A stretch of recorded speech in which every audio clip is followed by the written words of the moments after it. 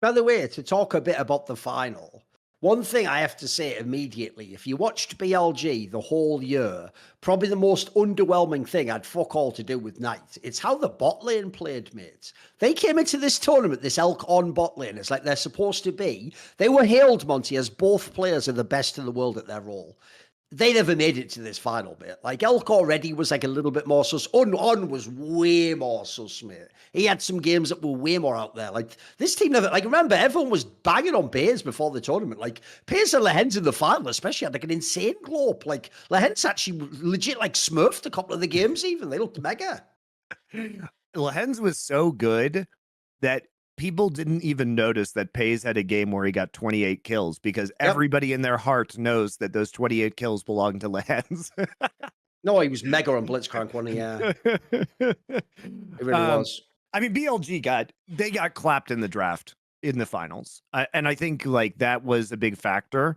On both was amazing on Renata throughout the event, and he had some really good Nautilus games, particularly when he was farming on the Nautilus. When Elk was on Senna, and I think Lehens at times struggled, like in the upper bracket finals, the first game that Lehens played as Nautilus when he was farming with the Senna, which was BLG's one win in the upper bracket finals.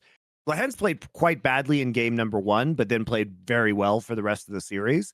And then by the time we get to the finals, they really just pulled out some brilliant shit, Thorin. I mean, that when he was playing the Blitzcrank, it really was just a fucking drafting masterclass by GenG, because what happened was they intentionally leave. So this is the GenG's first game on red side in these finals. They intentionally leave the Ashe up and they bait out the Varus Ashe picks, and then they bait out the Xin Zhao pick. And of course, Lehens is historically a Blitzcrank player, and Blitzcrank in the past, when you take like low mobility Varus lanes and bot, frequently you ban out Blitzcrank. But not only, I thought going to the finals, Thorin, that BLG was going to have the Xin Zhao banned against them, because the Xin had been really, really key in some of their other wins, particularly in the T1 series, where they were able to create so much space with Xin and the Xin ultimate. But the thing about Xin Zhao is that because he's standing on the front line when his ult is up, and when his ult ends, he also becomes a free Blitzcrank target, basically. So it wasn't just, oh, we got the Blitz into the Varus Ashe, which is very good historically. It's also that it completely destroyed the Xin Zhao pick. And you saw Xin, he did int this game, to be fair. Xin was like not great outside of the Baron steal in the finals, and the first 2 games were really suspect. I mean, he's basically solo lost game number 1. And then game number 2, it was funny because he would try and clear wards. I literally watched him die trying to clear the same pink ward twice because he got hooked, died, came back to clear it, got hooked and died again. So he was definitely not playing respectfully around the Blitzcrank, but the Blitzcrank hook, is very, very efficient when it comes to dealing with the Xin Zhao. So they basically got 1 pick that countered 3 others. And then on top of that, Thorin, in the lane swap, he got the first beautiful hook onto Camille.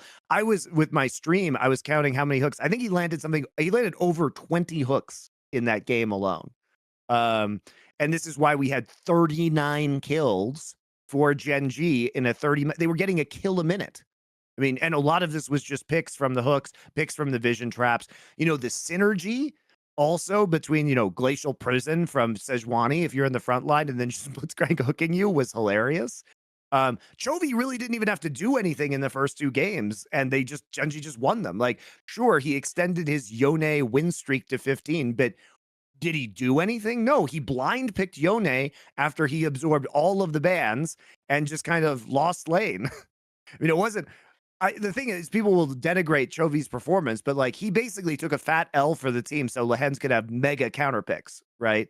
And so Keen could have R5 counter picks into bin, because I think their strategy going in was like, Chovy will find a way to be kind of relevant or lose gracefully no matter what, and he's going to be playing one of his best champions, and he always has the opportunity to split push on the Yone, whereas Bin is the one we need to keep under control. And they were right about that. Like, Bin was the best performer for BLG over the course of this event. Was definitely. So Yeah, I was giving, going to say that as well, is that if you actually look at this tournament, the other thing that's cool is Bin was kind of chilling in the regular split. Dude, this guy looked really good. Even in the finals, like he was one of the only win conditions. Like anytime he was on one of the champions, like a Camille, and he would go in and you'd have a chance for a second. Like the fight would at least be interesting. The guy at least knows how to play his fucking edges, mate. That guy's a stud. well, even game 2, I mean, that game was fucking over. And Knight and Bin make a hero play in that bot lane. And you really see the potential of BLG here, because I think any other team would just lose. And they go in with the Camille, with the Ori ball. And the crazy thing about this is the engage range is so far that basically, in order to keep the Orianna ball on the Camille, you have to flash your Orianna. So Knight has to flash as well. So it's like, okay, we're going to engage in the bot lane after this siege, and we're going to E in on the Camille, and the Ori ball shield is on the Camille. But in order for it not to snap back, Knight has to flash first, then Camille has to flash into them to get the 4-person shockwave. It was a fucking insane play. And it got them back in the game, in a game that they had no right being in. No right being in. So it made things, I don't think it got them that close to winning, but it showed their capacity to make and play from behind. It was really crazy.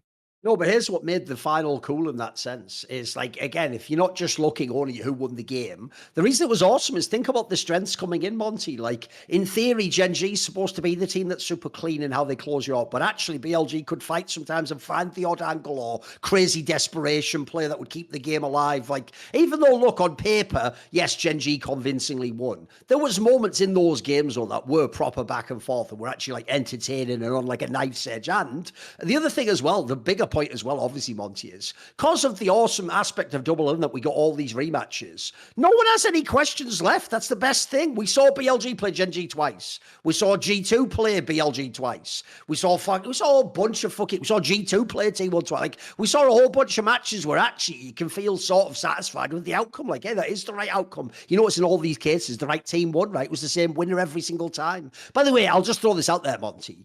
Where are all the campaigns saying that it doesn't feel real that GenG won the tournament because they didn't get a reset? Oh, that's right. You only say that if it's your team that lose, you dumb fucks. No one for one set. Like, I'm a massive BLG fan. The second that match was over, I wasn't like, well, yeah, there should be a third game, of course. Like, you just, it's over. It's all right. That's cool. Well, we lost. It's all GenG good. came through the winners bracket and won. So, people will probably only say that if GenG loses. But, I don't know. It's so wild to me that is still. No one even gives a shit about that. Come on, no one cares. Yeah, I mean, by the way, you can't pick which one it is, guys. You can't both have the idea that is blue side valuable or not, right? Like, is side selection valuable? GenG won on red side, but you can see that they had in game number 2, they had a really smart red side draft. But here's the thing.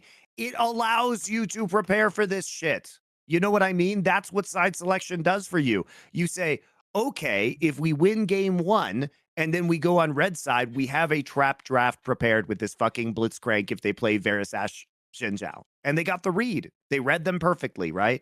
BLG wanted to go back to the T1 style of bot lanes. They wanted to take the Varus Ashe, and GenG had a fucking plan.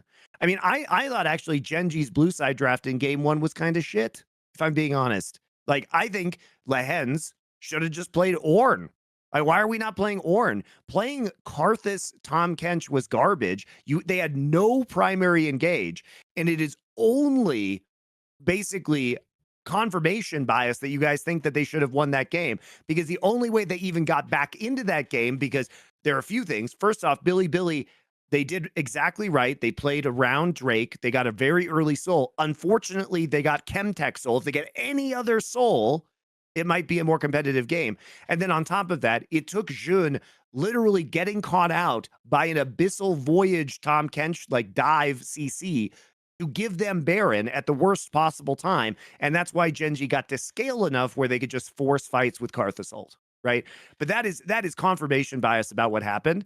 I think that they had no primary engage, and that Billy, had they had a different Dragon Soul and as Jun not gotten caught out, probably closes and wins that game. I was not a fan of GenG's draft game 1, but I think they did an amazing job over the course of the rest of the series.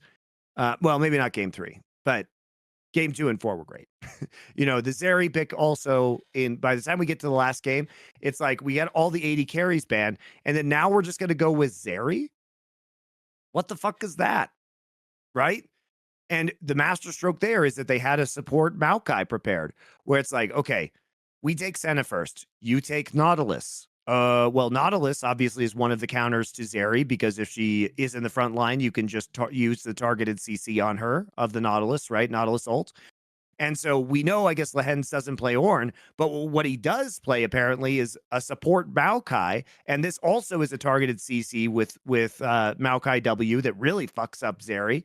And then you also have the huge Maokai ult, which is probably the best ult in professional League of Legends. So you get that bonus there as well. You're not playing it in the jungle. So yeah, I mean, it was a really nice switch up, I think, from Lehens, and basically the Maokai counters almost everything they want to do with the team. But the Zeri is just useless. The Zeri can never even fight. She's so short range. The reason why we haven't seen a lot of Zeri picks is because she can't get into range, and range was everything at this MSI. Like, having outranging compositions was absolutely huge. So, yeah, I mean, I think this was by the way, they also did a great job drafting, in the sense that you noticed that GenG was just never, ever going to let Knight have Ari or Talia, which, by the way, nailed it, because those two picks, like the Talia especially, that's like the way back in the series, if you give even one of those. Like, that was actually, I agree with you, Monty. It's obvious that their logic really was just like, look, Chovy will play whatever's left over, just ban out all the Knights picks, and then it's force someone to, like, either situational picks, or we just get the better end of it. Like, we don't need to win through mid lane. It's not even necessary. Their top lane edge was there too, so who cares, right? And Kanye did outplay Jun. Yeah, and I think people will criticize the way that, especially in game 4, that BLG tried to play for the backdoor. But I just don't think they could have done anything. I mean, you have how were they supposed to win that game is what I would ask. Exactly. You can't 5v5 because you have a support Nautilus that's like level 12 and has no tankiness versus like when people watch that Maokai. And when you fail the backdoor, Monty, they all laugh like, lol, you just traded that for the game. It's like, well, first of all, when they do the backdoor, it wasn't instantly obvious it wouldn't work. Like, there was a chance. Like, you thought maybe the timing could work. It's also that it's really easy to look at a lot of those plays in hindsight and say that they shouldn't have done them, but those game states are so unusual that I agree that BLG was very unlikely to win a conventional team fight around an objective, because they simply lacked the front line, and I think they realized that Elk Zeri was just fucking useless in this game. Yeah. And so you basically have to pray for a miracle flank, but I think that has a lower chance of success than trying to fast push or backdoor with Bin and Knight on the Camille and Tristana in the late game. So it didn't end up working. And also, nobody credits GenG for playing around it super well. I mean, GenG did they thought on the fly really effectively. So some of the things that they did included, like, when the Nexus turrets were down, just Keen slapped a pink ward there, and he just stood on the pink ward, and that's what they were using to TP to TP back to. And a lot of the times, guys, what you'll see professional teams do is that the player who has TP up is the one that's defending the base, or is the one that's split pushing the wave while you take Baron. GenG had to change the strategy. So they sent the player who had TP, it was Keen at first, and then they switched it to Chovy, to the Baron, so that player could TP back into the base for the back door, because they were confident that they were not going to fight them at Baron, and that the back door was going to be the play. So both teams had the same read, but GenG had to prepare for this, and they had to change the way they typically do things in order to basically deal with this threat. So I think it was really legitimate the way that GenG didn't get any credit for the way they played that scenario out, and they recognized the danger and respected it. But they did a great job of shot calling that scenario.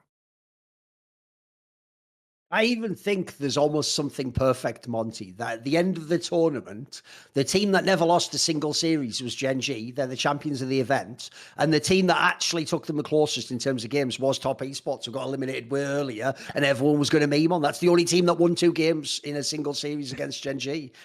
That is true, guys. Even though I do think Top Esports didn't let themselves down badly in this tournament, but they still had a few matches early on that weren't bad.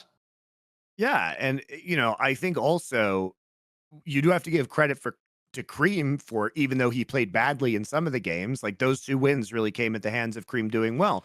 And I think it does raise the question about how good can this team be in the future? How good can this team be at Worlds? Because when they're on form, you can see that they can take games off of anybody in Of the world. course. It's just Yeah. Cream's first international tournament, and he had some fucking terrible Ari games. But if he can iron out his consistency, and he was pretty consistent in the LPL, much more consistent than he was here. So it's not like people weren't hyped for him, but it's like everybody knew, hey, this is your first international. There's not a lot of hope to, have a mega performance, particularly against the caliber of mid laners that you're going after. But if we can see more of that edition of Cream, then I think it'll be good. I think it can be very good. 369 was also underperforming in this tournament, you have to say. By the way, obviously now, what can they say? What can the haters say, Monty? Chovy has won MSI. He did it. It's real. It happened. It happened. Well, I mean, I just hate I hated the GenG chokes narratives because it's literally 3 different players than were on GenG last year. And Lehens sure was there the year before, but he's come back and the structure of the team has pretty convincingly changed. And especially because Canyon typically hasn't been a player to choke internationally. He started rough this tournament, guys. He got styled on by Tian in the top esports series, which is why I thought BLG would win. But by the time we get back into the BLG series, like Canyon majorly steps up. And we get to see that kind of like vintage Canyon performance. He was amazing, I think, in both series versus BLG. And that was probably one of the biggest factors. It was like Lehens and Canyon stepping up were probably the single biggest factors to the win because Chovy was rather, non-existent Oh, during he the just final. chilled in the final. Yeah, he just chilled. But he didn't have to do anything. And I No, think people no. are He also also didn't make any misplays, anything like crazy or anything. He just didn't do much. no. And also the thing is he drew like all of the fucking bans, guys, and then he blind picked so his teams would have advantages. That is doing something. Like he is such a threat, he can't be allowed to have his champions. And that even when you have counter picks into him, you are the one who is still struggling in that scenario, right? And Chovy eventually just kind of went back to the comfort pick on the Azir in the final game, had a very good final game on Azir. It's probably his best game overall of the series. But even his Hwei game was good. It's just that they kind of lost the late game poke war. I actually thought GenG had many winnable positions in game number 3 anyway. But the game went so late, it kind of came down to one last fight, and they put too many resources into killing the Tahm Kench, which was a mistake because it allowed a really good turn by BLG and by Bin in particular. And Bin probably, I think in my opinion, if you look at the course of MSI, there's 2 really obvious MVP candidates, and those are Chovy and Bin. Because prior to the finals, Chovy was playing fucking amazing and hard carrying his team when his teammates were underperforming. And then Bin obviously was an insane threat on BLG throughout this event. So I don't know, like I don't understand. I didn't understand coming in the GenG choking narratives because it's not the same player. I mean, maybe if you want to go with a Chovy choking narrative or a Keen choking narrative, I'd be more okay with that. By the way, also, and the idea Chovy chokes doesn't even make sense in 2024. Think about the upper bracket match that they had, Monty, where he just did that ridiculous gangster, just blind Valkyrie kill. Like, what?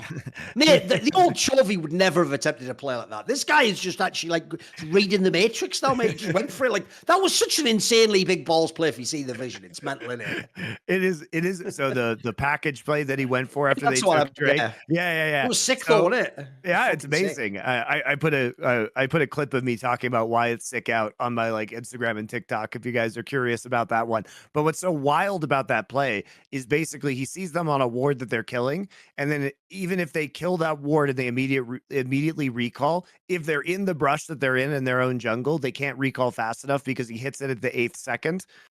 So it's really, really impressive what he does. And yeah, I mean, his reads on the game are super good. He's clearly the best player in the world right now.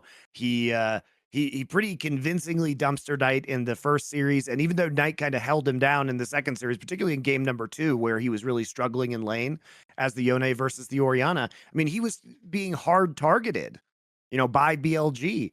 And he was playing into a blind pick Yone matchup, and he was still figuring out ways to be effective in the mid and late game. So, I mean, also, here's the giveaway on that first series, Monty. is one of the things people might not know about Knight is because Knight and Chovy have both been like top of Korean solo queue for like 5 years or whatever. They actually are players that have been linked as like friends and rivals for many, many years. There's been loads of like press things done between Chinese and Korean press. And I've seen like a bunch of things where they met up and exchanged jerseys, even from the Griffin to Top Esports Times way back in the day. And here's what's ridiculous is the whole time, actually, Knight is one that, like, Chovy is the only player Knight always in interviews gives it up to, like, he might be better than me, like, he's the only one who beats me in solo queue. So I've actually always wondered what would happen when they met directly, because I have to say, Monty, the end of the upper bracket series, where they do that one where Knight goes into his Vex, which is a really strong pick for him, but bro, the way he played that champion was like almost like a surrender. Like, he just gave up the lane completely. Basically, his whole premise on that was like, I'm not going to actually like 1v1 and beat this guy. I'm just going to have to find like weird angles on the map and flanks and, you know, shit like that. Which, by the way, was still, even though Knight wasn't like his absolute peak at this tournament, it was still one of his best qualities, is any potential, mate. Like, his Nico's the obvious one. The amount of times he'll get like a sick engage of his mad, like those are the playmakers for him, clearly. Whereas if you do see him on the Oriana as it's like fucking snooze fest, isn't it? You know, someone else is going to carry that game. That's not the Knight champion pool, really. I mean, he drew a lot of bans too. Like, you know, GenG, they had games where they 4-banned Knight. They banned LeBlanc and Annie in addition to the Ari and Talia. That's respect right there, mate. If you get 4 banned. And on the super team. Knight just pulls out the Ori and then beats Chovy in lane anyway. He did have a lot of help. He did have like 5 people in his lane at times, but you know, Chovy 1v4 in mid lane. But yeah, I mean, it is really impressive. And like the mid lane bans were very strong. And you know, Chovy basically blind picked the first 3 games. He blind picked the 4th game as well. No, I don't think he counterpicked the 4th game with the Azir. I think they saved it till the last pick for him. But anyway, you know, he had to play 2 blind Yone games, a blind Hui game, and I think people don't understand the sacrifices that Chovy made in these drafts to get GenG the advantages that ended up winning. And of course, other people have to step up, and that is worrisome with GenG because sometimes we see them like they did Top Esports and Canyon just kind of running it down, and it's like, do we want to give priority to Canyon, or would we rather kind of have Chovy in a preferable matchup? But there's a level of trust in this team that the other players are going to step up, and Canyon and Lehens did in this final. So, see more cool, funny, interesting clips based on topics from my content? Well, subscribe to this channel then, or, you know, be a pleb and don't.